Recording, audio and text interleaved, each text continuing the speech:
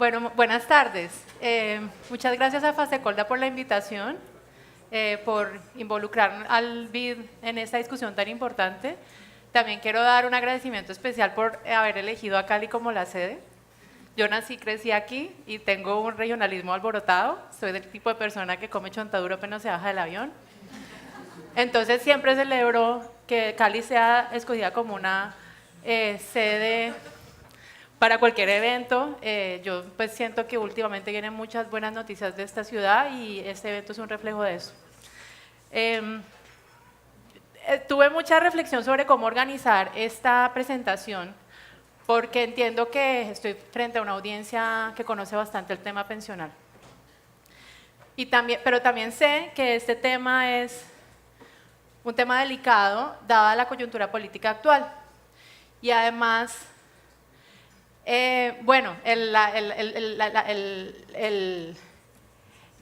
la sesión se llama la inminente reforma pensional, que presupone que va a haber una. Y de ser así es importante no perder de vista la complejidad de las decisiones que se van a tomar en este país en caso de que se diera tal reforma.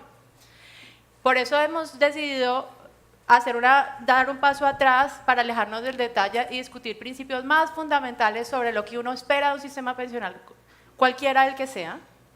Luego pensar un poco mejor en qué nos diferenciamos de ese ideal. Y también voy a aprovechar la oportunidad para discutir las reformas que se han planteado sobre la mesa desde los escenarios más técnicos. Una de ellas viene justamente de Asofondos y va a ser muy interesante porque tenemos aquí a la presencia de Santiago Montenegro en unos instantes. Entonces voy a empezar por unos fundamentales muy básicos. Espero que aguanten conmigo, que luego voy a hablar de temas más profundos. Partimos de una tesis central. La reforma pensional es necesaria. La segunda es que una reforma es posible y hay una vía para avanzar. Partamos de esa tesis central. ¿Por qué creemos que una reforma es necesaria? ¿A qué debe aspirar un sistema pensional en cualquier país del mundo? Porque existen los sistemas pensionales. El primero es porque deben darle a los ciudadanos mayores de cierta edad un ingreso mínimo para tener una vejez digna. ¿Estamos de acuerdo en eso? Y eso debe suceder para todos los ciudadanos de un país. Debe haber una cobertura universal. El segundo es que el sistema debe ser justo y sostenible, el sistema contributivo, ¿verdad? O sea, el sistema debe dar una pensión mayor al que más aporta, pero además debe tener un principio de solidaridad implícito, ¿verdad? Debe dar subsidios mayores a los trabajadores de menores ingresos. Los sistemas pensionales suelen tener un principio de equidad detrás de ellos, ¿verdad? Pero además debe ser sostenible, no puede ser un sistema que lleva a ningún estado a la quiebra, ¿verdad? El costo debe ser asumible por una sociedad que además está en proceso de envejecimiento, como es el caso de Colombia y de casi todos los países del mundo. Adicionalmente, debe haber instituciones que soporten ese sistema y esas instituciones deben ser capaces de adaptar el sistema a la nueva realidad demográfica, económica, la que sea que pase. O sea, debe ser un sistema que se ajuste dependiendo de los cambios en el balance de derechos y cotizaciones que haya en el país. Esas son las grandes aspiraciones.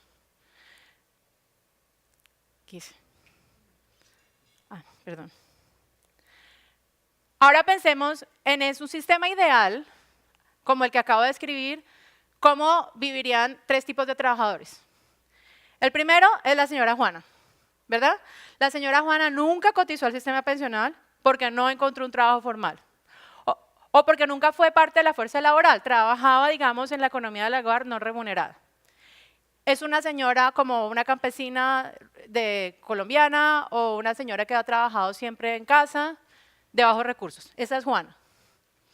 El segundo es el señor Fermín, que trabajó toda su vida, pero estuvo haciendo transiciones entre la formalidad y la informalidad. Y solamente alcanzó a cotizar al sistema durante 10 o 15 años. Es un taxista que también que hubo una época en que manejaba un Uber, otras épocas fue conductor y ahí sí alcanzó a cotizar, pero el punto es que él solamente cotizó al sistema 10 o 15 años. Y luego está el señor Joaquín. El señor Joaquín es un privilegiado que toda su vida tuvo un empleo formal, y además siempre tuvo ingresos altos.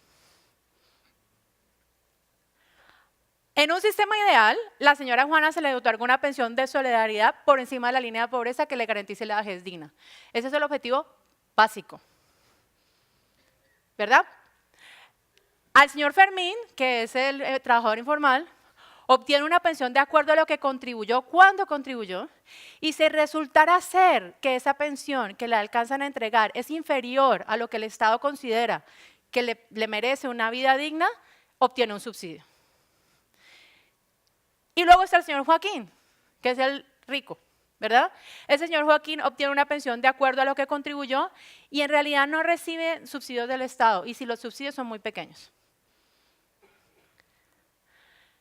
Este sistema cumpliría con esos principios de diseño, ¿verdad? Este gráfico muestra en el eje Y la pensión que reciben las personas y en el eje X el ingreso por el cual cotizan. La línea punteada mostraría lo que sucedería si no hubiera subsidios.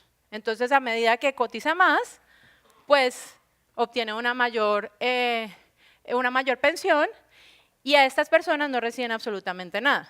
Cuando entran los subsidios, que es lo que he graficado aquí con azul oscuro, entonces hay una garantía para las personas de bajos recursos, no contributivas, y las personas del régimen contributivo obtienen un poco más, pero ese subsidio es decreciente en el nivel de ingresos. Ese es el sistema ideal. Hay una pensión de solidaridad, cuanto más ahorro, mayor es la pensión, y además, algo que se ve en el gráfico, hay instituciones que velan por la sostenibilidad social y fiscal. ¿A qué me estoy refiriendo yo aquí? Que existe una institucionalidad que le toma una foto al sistema periódicamente, saca datos públicos, le rinde cuentas a la sociedad sobre la salud fiscal y social del sistema, recurrentemente.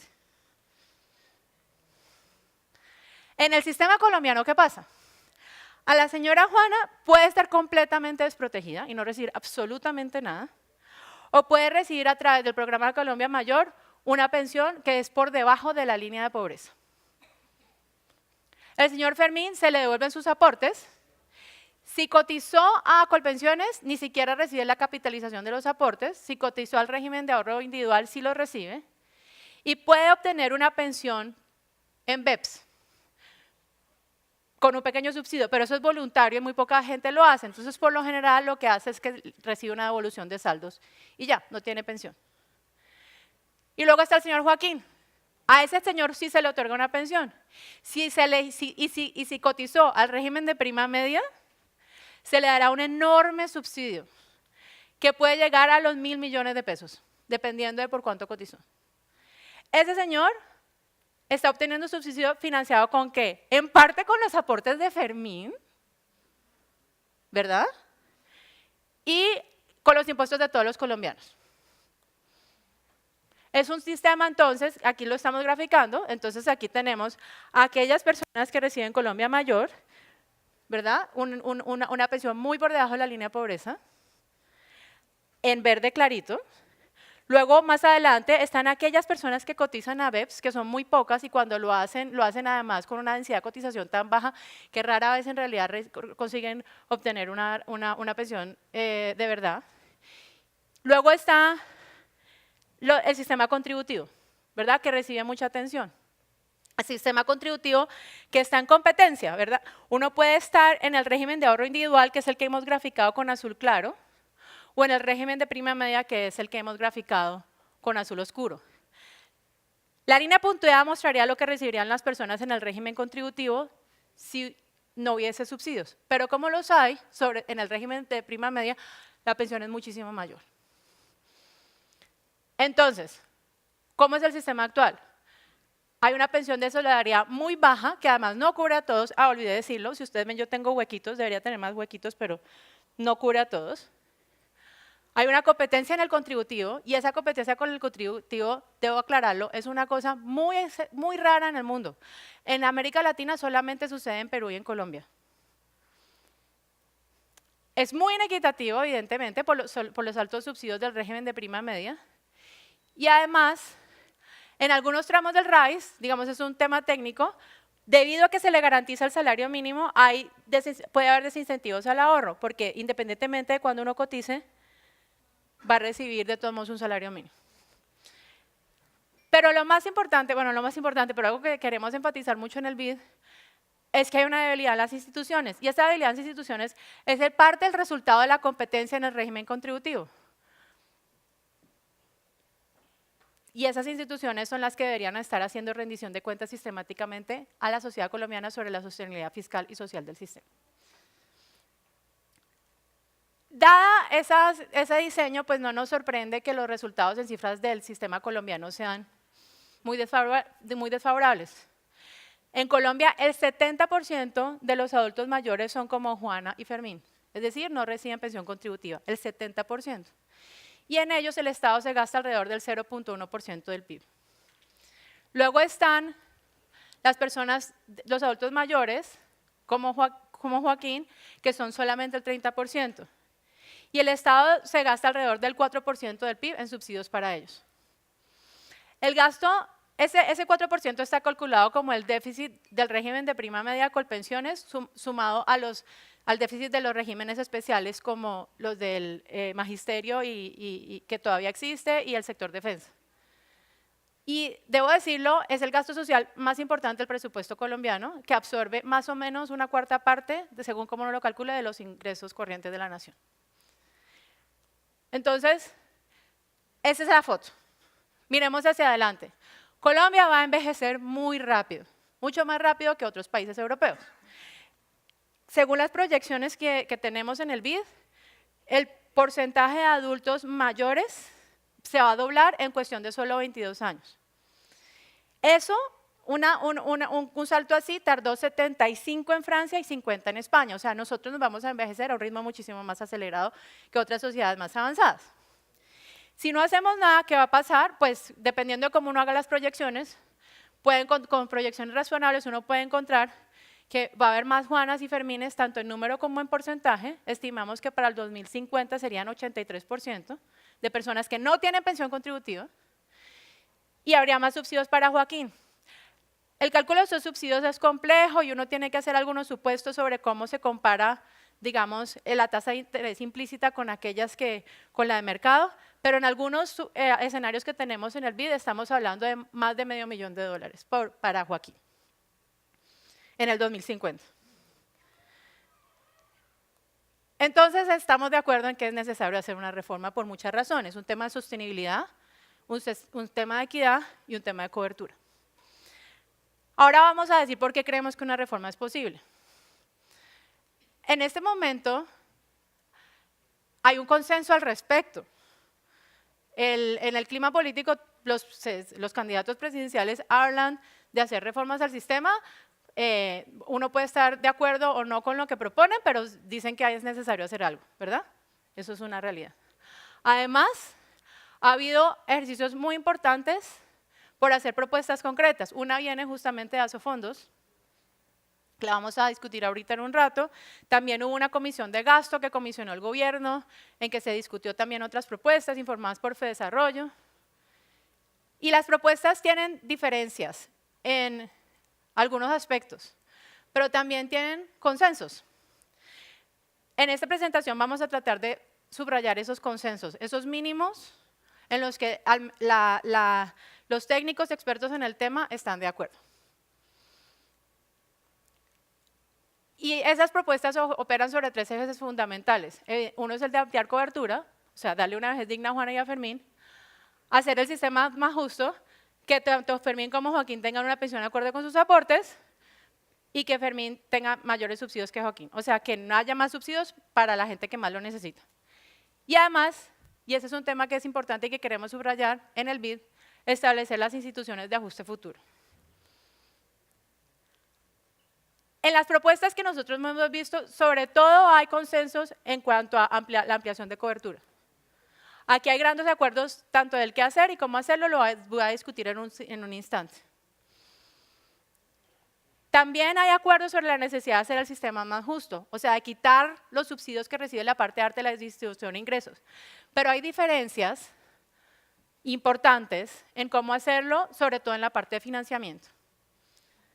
Y el rol que deben tener ciertas entidades como Colpensiones.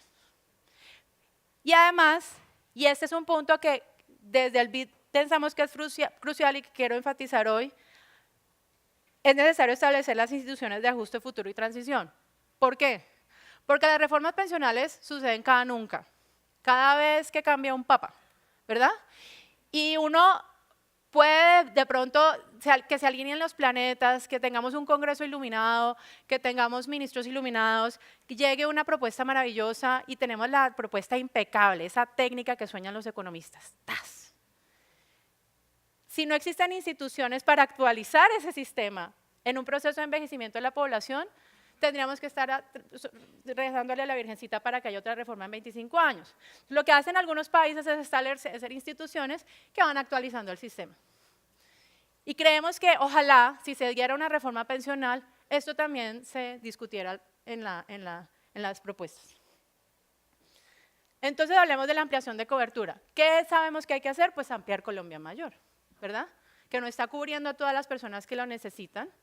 Y que evidentemente, como dicen las propuestas de Asofondos, de Fedesarrollo, es digamos un poco chistoso que no se le dé ni siquiera la línea de pobreza o de pobreza extrema.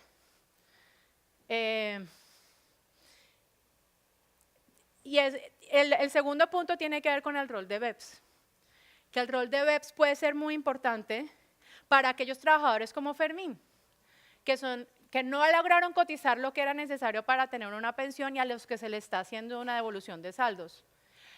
Esa devolución de saldos podría llevarse a BEPS y podría obligársele a que lo guardaran BEPS para que en vez de que se le diera toda la suma fija en un instante, pudiera recibir una pensión a lo largo de su vida y no tuviera que asumir el riesgo de longevidad. En este momento Fermín puede ser un señor muy responsable, pero también puede ser un señor a lo colombiano que se gasta toda la pensión en la fiesta de cumpleaños de la hija. Y los sistemas pensionales justamente están diseñados para evitar ese tipo de cosas, ¿verdad? Quizá en Corea eso no sería un problema, pero nosotros somos colombianos. Y no, entonces es importante proteger a las personas del riesgo de longevidad y el BEPS puede jugar un rol muy importante al respecto. En ese sentido estamos todos de acuerdo. El segundo punto es que el sistema sea más justo y sostenible.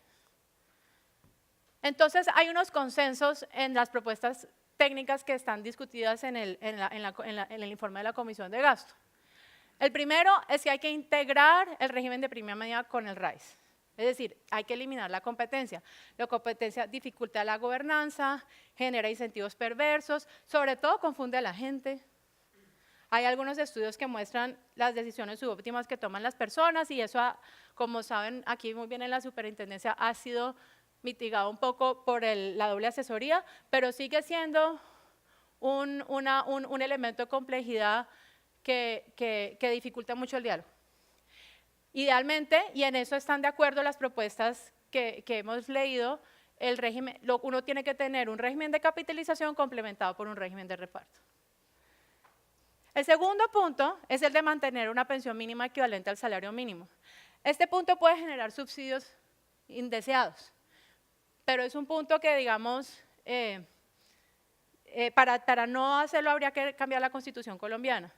Entonces las propuestas, pues algunas, aunque creo que ANIF, digamos, es un poco más optimista con la posibilidad de cambiar esta medida, pero las propuestas en general tratan de aceptar esto como una realidad difícil de modificar, al menos en el corto plazo, y tratan de proponer reformas en las que esto se mantenga. El tercer punto, pues, es evidentemente el de eliminar los subsidios en la parte de alta distribución de los ingresos. Y el último punto es la transición. Cuando uno hace una reforma pensional, pues hay un momento de transición muy importante que puede salir muy caro o no, en el corto o largo plazo, dependiendo de cómo se diseñe. Pero además hay un tema de equidad intergeneracional.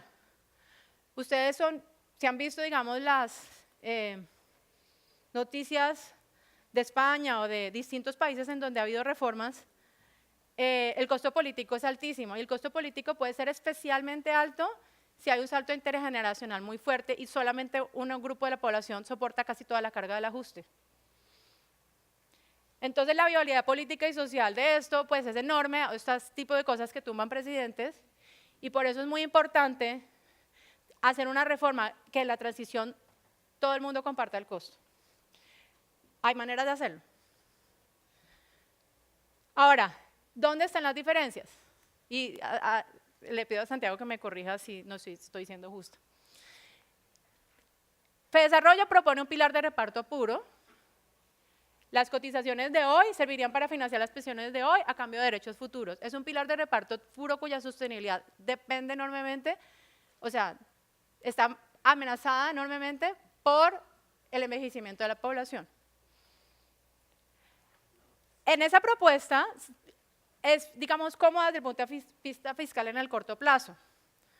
En la propuesta de FEDesarrollo, en el momento en que se trasladen las cotizaciones equivalentes a un salario mínimo hacia Colpensiones, pues se reduce el déficit del régimen de prima media y por tanto se reduce el régimen del presupuesto general de la nación.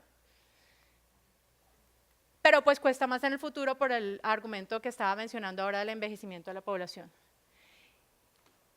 Eso, que puede ser conveniente desde el punto de vista político, también trae algunos riesgos. El riesgo más obvio de todos es que uno pueda hacer una reforma por las razones equivocadas.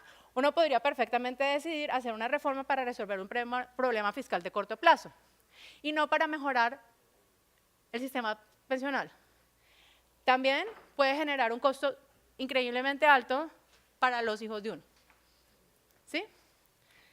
Entonces, existe una manera, la propuesta de FEDesarrollo no tiene estos problemas en este momento, pero habría que estudiar la manera de mitigarlos en caso de que eso sea presentado en el Congreso y los principios fundamentales que tiene ahora sean alterados. Luego está la propuesta de Asofondos, que propone un pilar de reparto fondeado, básicamente es el Fondo de Garantía de Pensión Mínima que ya existe. Y lo que pasaría es, las cotizaciones de hoy irían a ese fondo de reserva, que es el Fondo de Garantía de Pensión Mínima, para financiar pensiones futuras. Eso cuesta dinero hoy, ¿verdad? Hay una disyuntiva allí. Esta es más costosa hoy, pero menos en el futuro. O sea que la transición puede ser muy difícil. Y habría que mirar la manera de balancearla y estudiar un poco mejor la manera como se financiaría. Eso es una característica muy común de las transiciones, de las reformas pensionales que se mueven a un sistema de capitalización. Hay otro tema importante y es, en los sistemas pensionales en los que el rol del régimen de capitalización juega un rol especialmente importante, seguiría siendo importante discutir la parte de la desacumulación. Aquí que estoy hablando yo, cómo se financiarían, cómo se desarrollaría el mercado de rentas vitalicias, por ejemplo, que es un tema muy importante para ustedes. Sería muy importante en este modelo. Y también, una vez el Fondo de Garantía de Pensión Mínima pueda perder recursos por el tema de envejecimiento, habría que revisar el tema de cuál sería la tasa de reemplazo. Esas son las diferencias. Bueno, aquí está, digamos, la ilustración de la propuesta de Asofondos, en la que se marchitaría el régimen de prima media actual. Todas las contribuciones irían al fondo de capitalización. En Asofondos proponen incluso que Colpensiones se vuelva como otra AFP. Y este tramo de acá sería, digamos, la garantía constitucional del salario mínimo para aquellas personas que están en el régimen contributivo. Asofondos también propone ajustar parámetros, por ejemplo, incrementar las cotizaciones. Y en el caso de todas estas personas, que al final son la mayoría de los colombianos, se propone evidentemente aumentar Colombia Mayor y que WEPS juegue un rol más importante como el que mencionaba ahora en la parte de absorber las indemnizaciones de saldos y devoluciones para financiar pensiones vitalicias. Esta es la propuesta de FEDesarrollo, donde el régimen de prima media también existe, sí, que continúa existiendo, pero ellos proponen un gradiente en el que el subsidio al régimen de prima media va cayendo a medida que aumenta la reserva actuarial del trabajador, lo que elimina los subsidios en la parte alta de la distribución del ingreso. Y digamos, a grandes rasgos se parece en todo lo demás. Hay unas diferencias aquí interesantes, pues que se pueden discutir, que son más un detalle como de cómo se complementan BEPS y Colombia Mayor, pero en esencia, digamos, esa es la diferencia. Nosotros creemos que eso es una buena noticia, digamos, es una buena noticia que haya consensos. Y también creemos que podría haber una manera de poner a las dos propuestas a vivir en la mitad. O quizá no, pero al menos estas dos propuestas son una mejora muy grande con respecto al statu quo. Entonces estamos tratando de ser muy optimistas. Y como instituciones de desarrollo tratamos de ser muy diplomáticos y tratar de llevar a consensos. La otra cosa que también consideramos que es importante es proteger los elementos fundamentales de estas dos propuestas, porque como les decía, uno podría perfectamente hacer algo desastroso y no es tan difícil, ¿verdad? Ya ha pasado en otros países de América Latina, no estamos seguros de que Colombia sea la excepción.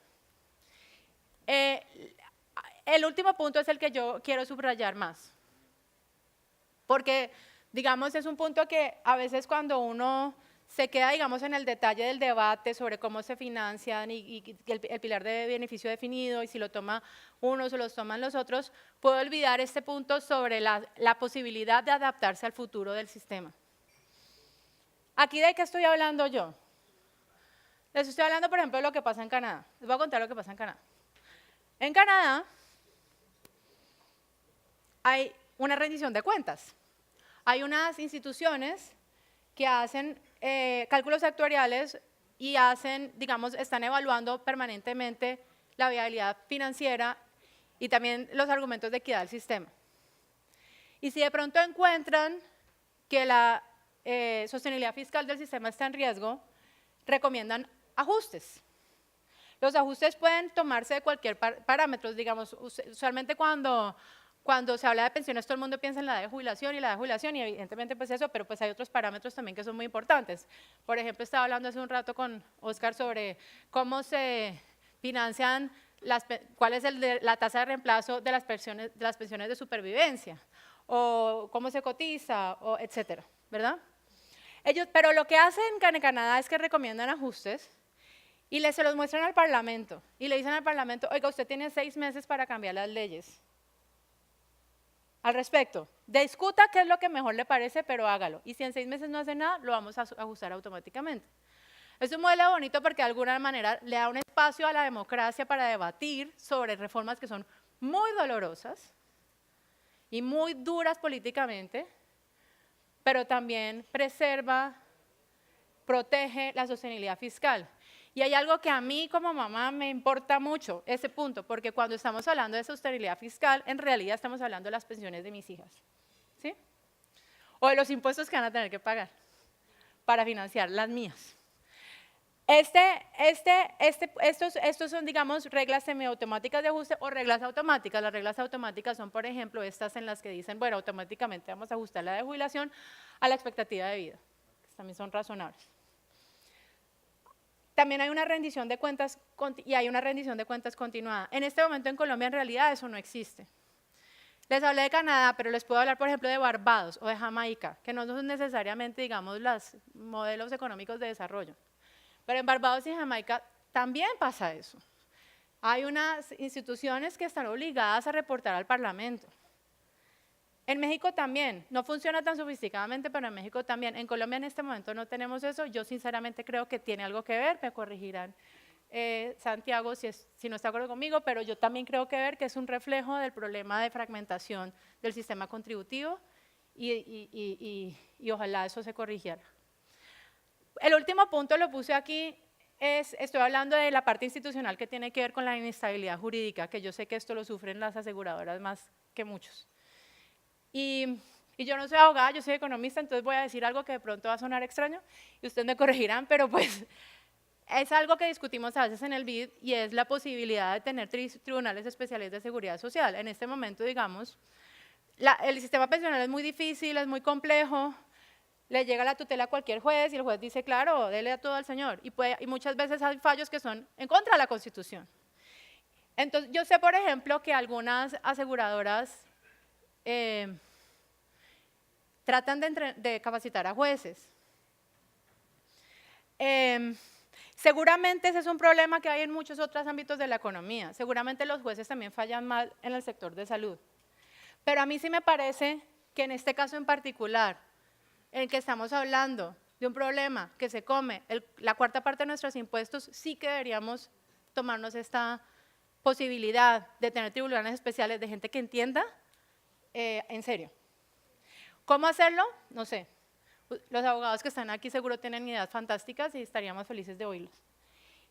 Y lo último que quiero decir son consideraciones adicionales. Son consideraciones adicionales sobre la relación que tiene el sistema pensional con cosas que no son de la naturaleza intrínseca del sistema pensional. El sistema pensional colombiano juega un rol importantísimo como generador de ahorro para la economía. El RAIS, el régimen de ahorro individual.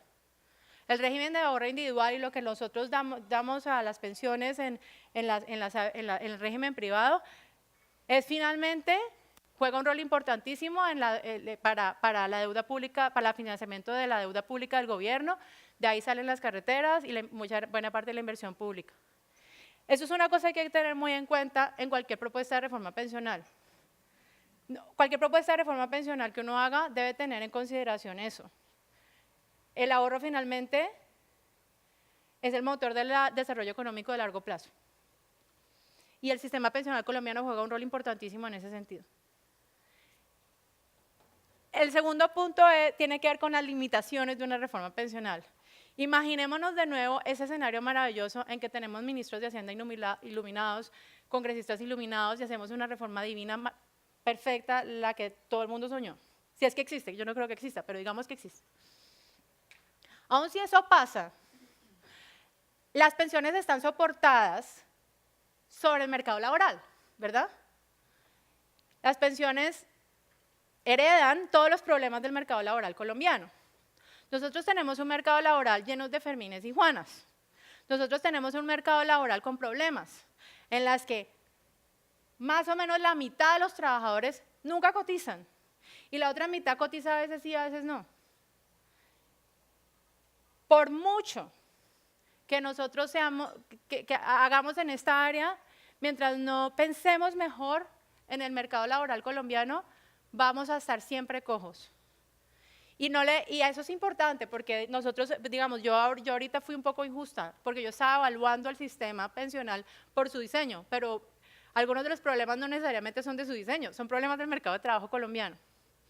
Ahorita hace un rato, a mí me gustó mucho el énfasis que se estaban haciendo en las presentaciones anteriores sobre el tema de innovación, y creo que si vamos a innovar en política social, tarde o temprano vamos a tener que hacer una reflexión sobre la manera como está diseñada la seguridad social en Colombia y sobre si tiene sentido que los derechos pensionales dependan tanto del tipo de vínculo laboral que uno tiene.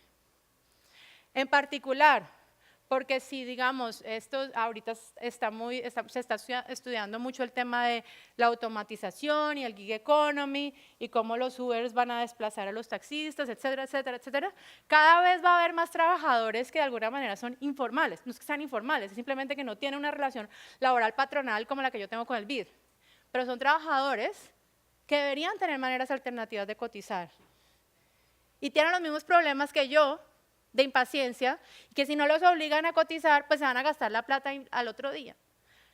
Eso hay que reflexionarlo, hay que hacer una reflexión al respecto y ojalá, digamos, en el mundo ideal, no se meta debajo del tapete. Eso es todo, gracias.